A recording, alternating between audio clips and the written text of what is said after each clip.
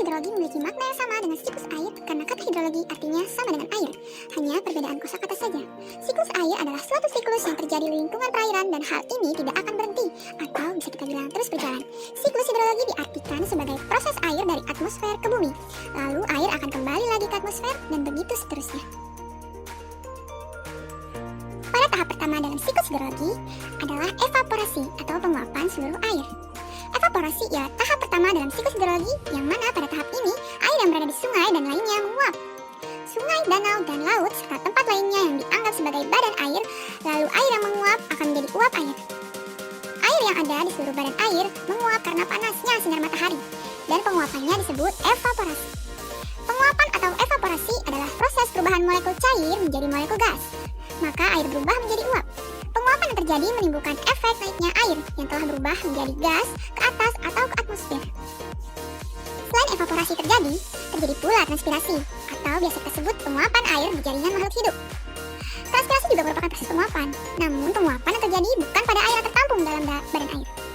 Transpirasi adalah penguapan yang terjadi pada bagian tubuh makhluk hidup, khususnya tumbuhan dan hewan, dan prosesnya sama dengan tahap evaporasi. Molekul cair pada tubuh tumbuhan dan hewan akan berubah menjadi uap atau molekul gas. Setelah molekul cair menguap, selanjutnya akan naik ke atas atau ke atmosfer, sama seperti proses yang ada pada tahap evaporasi.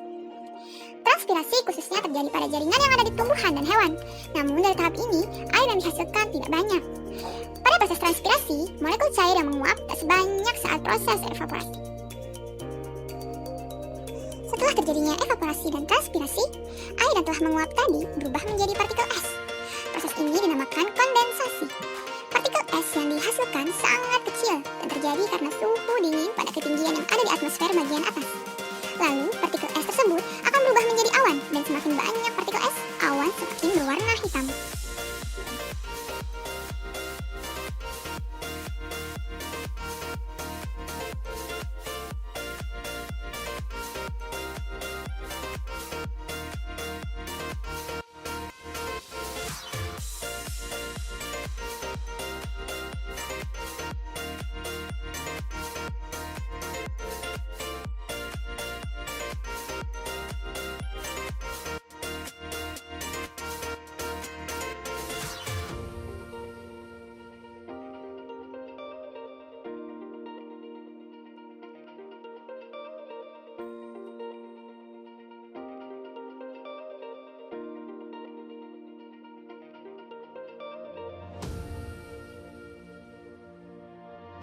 Setelah kondensasi terjadi, ada tahap bernama adveksi. Adveksi ini hanya ada di siklus hidrologi panjang, atau dengan kata lain, adveksi tidak terjadi pada siklus hidrologi pendek maupun sedang. Pada tahap ini, yang terjadi ialah perpindahan awan dari satu titik ke titik lainnya, atau dikatakan awan di langit menyebar. Perpindahan awan ini terjadi karena adanya angin dan akan berpindah dari lautan ke daratan, begitu pula sebaliknya.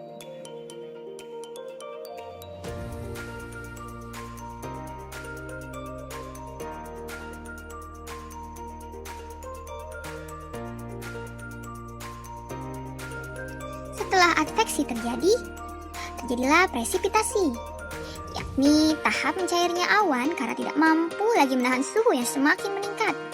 Pada tahap inilah akan terjadi salah satu gejala alam yang biasa kita sebut hujan, dengan ciri jatuhnya butiran air ke permukaan bumi. Bila suhu yang ada di sekitar kurang dari 0 derajat Celcius, kemungkinan akan terjadi hujan salju atau bahkan es.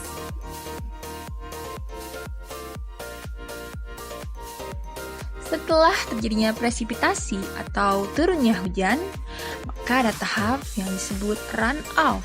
Apa itu run-off?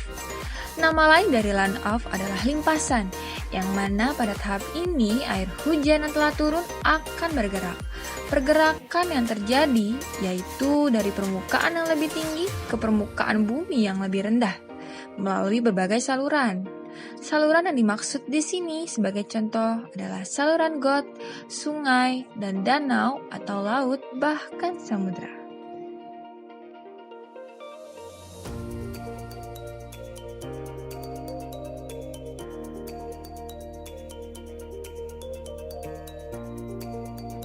Setelah terjadinya limpasan, terjadilah infiltrasi.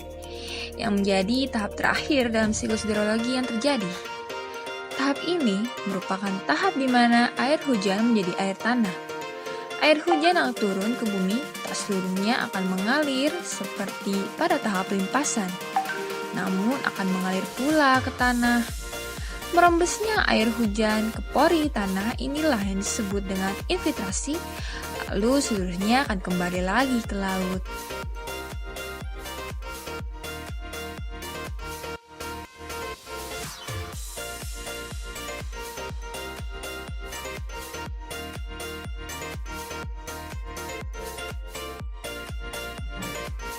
Kali ini kami akan menjelaskan tentang macam-macam air.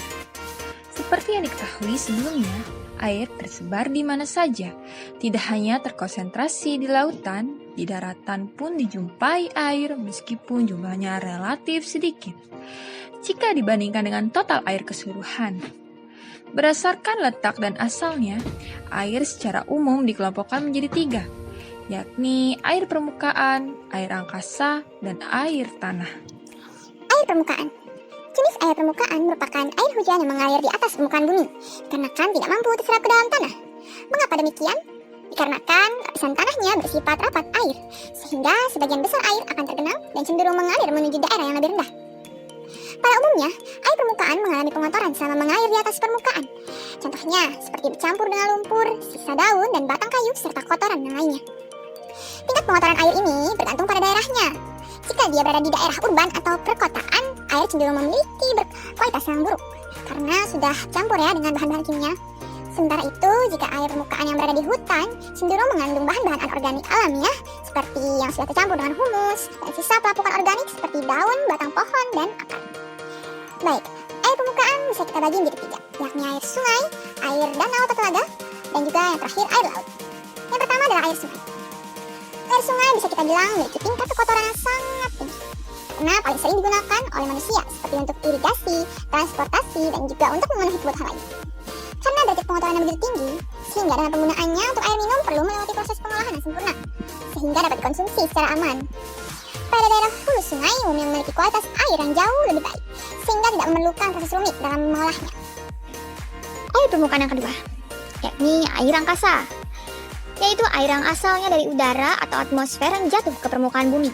Perlu diketahui bahwa komposisi air yang terdapat di lapisan udara bumi berkisar 0,001% dari total air yang ada di bumi.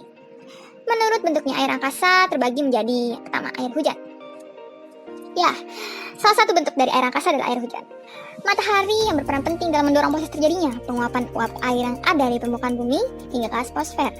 Di sanalah uap air akan mengalami kondensasi sehingga berubah wujud menjadi titik air yang akan semakin berat dan akhirnya jatuh kembali ke permukaan bumi. Yang terakhir adalah air tanah. Air tanah merupakan segala macam jenis air yang terletak di bawah lapisan tanah, menyumbang sekitar 0,6% dari total air di bumi. Hal ini menjadikan air tanah lebih banyak daripada air sungai dan danau, baik digabungkan maupun air yang terdapat di atmosfer. Air tanah dapat dikelompokkan menjadi air tanah dangkal dan air tanah dalam.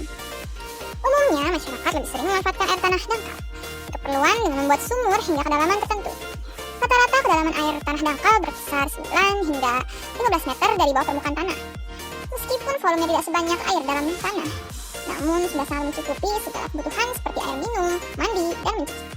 Banyak atau sedikitnya air tanah dangkal tergantung dari seberapa besar atau banyak air yang terserap tanah.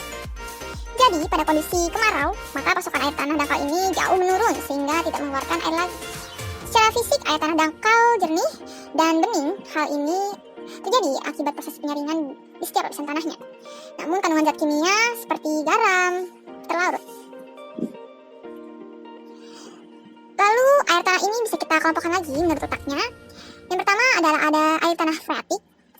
Air tanah dangkal yang berada tidak jauh dari permukaan tanah. Air tanah freatik ini biasa kita sebut dengan air sumur, itu memiliki kedalaman 9 hingga 15 meter yang biasanya sudah muncul airnya. Ciri-ciri fisiknya umumnya bening, namun pada beberapa tempat air tanah freatik ini dapat juga tercemar dan memiliki kandungan besi dan mangan yang tinggi.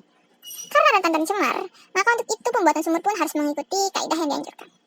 Lalu ada air tanah dalam atau artesis. Terjadi di bawah lapisan tanah kedap air. Pertama, untuk mengambil air tanah dalam tidak semudah air tanah dangkal. Air artesis terletak pada kedalaman antara 80 meter hingga 300 meter di bawah permukaan tanah. Jauh lebih dalam ya.